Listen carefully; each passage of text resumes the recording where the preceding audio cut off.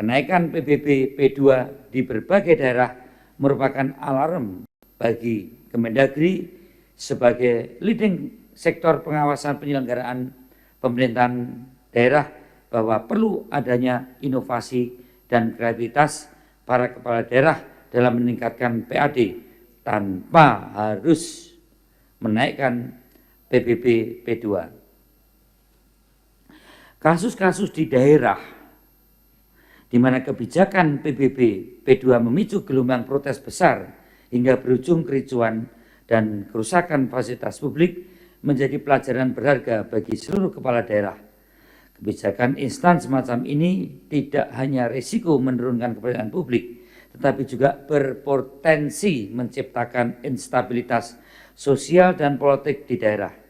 Karena itu, Komisi 2 DPR RI menekankan pentingnya perkuatan kinerja yang sudah kita bicarakan, yang sudah kita dalami, dan yang sudah kita rumuskan bersama untuk ke depan, yaitu Badan Usaha Milik Daerah, Badan Layanan Umum Daerah, dan BMD dan BMN sebagai solusi berkelanjutan untuk meningkatkan PAD tanpa harus mengorbankan kesejahteraan masyarakat.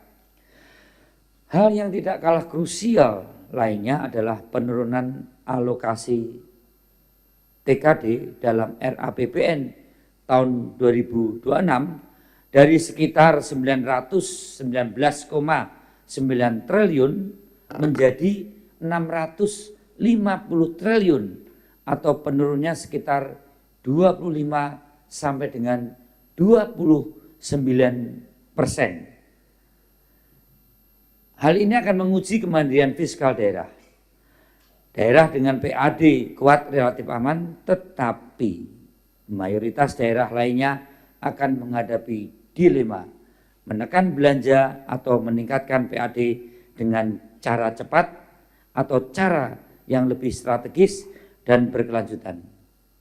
Jika tidak dikelola hati-hati, kebijakan ini dapat menimbulkan beban sosial ekonomi dan memperlebar ketimpangan fiskal antar daerah. Oleh karena itu, peningkatan PAD harus ditempuh lewat strategi produktif seperti lewat BUMD, meleverage aset, investasi, digitalisasi, bukan sekedar menaikkan tarif pungutan. Bapak, Ibu, dan hadirin yang saya hormati, fenomena yang terjadi di beberapa daerah memperlihatkan paradoks tersebut. Kenaikan NJOP yang dibarengi dengan penerapan tarif tunggal PBB P2 telah memicu protes masyarakat. Pemerintah daerah merasa terjepit antara keharusan melaksanakan regulasi pusat dengan tanggung jawab menjaga kesejahteraan rakyat. Hal ini menunjukkan bahwa pengawasan Kemendagri memang perlu ditingkatkan, yang tidak cukup hanya administratif, tetapi bagaimana pengawasan ini perlu lebih ditingkatkan, hal-hal yang harus tetap sensitif terhadap kondisi sosial ekonomi daerah. Oleh karena itu, dalam forum yang terhormat ini, Komisi 2 DPR RI ingin menekankan 3 hal yang pokok. Yang pertama,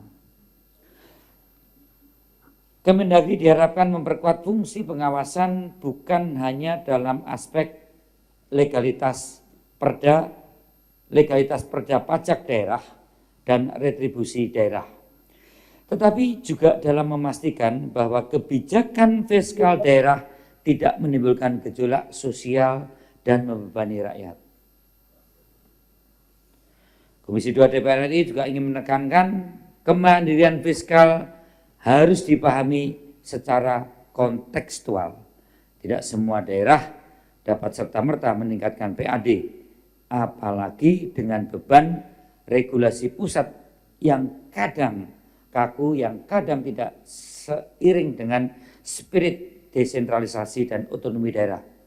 Harus ada ruang fleksibilitas bagi daerah untuk beradaptasi.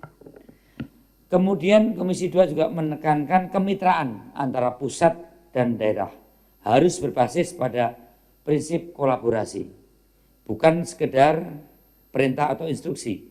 Pemerintah pusat dan Kemendagri harus hadir sebagai pembina dan fasilitator.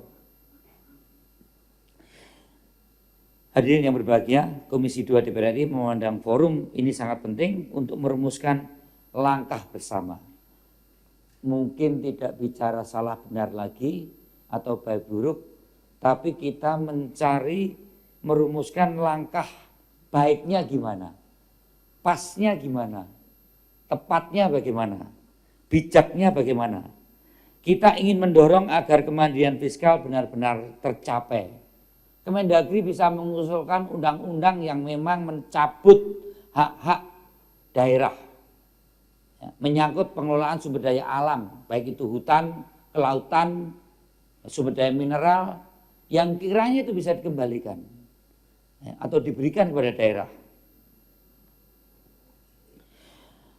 Kita ingin mendorong agar kemandirian fiskal benar-benar tercapai, tetapi dengan tetap memperhatikan yang jelas keadilan. Keadilan sosial bagi seluruh rakyat Indonesia harus mewujud secara teknokratik dalam bentuk peraturan yang betul-betul adil. Keberlanjutan dan kepentingan rakyat di daerah.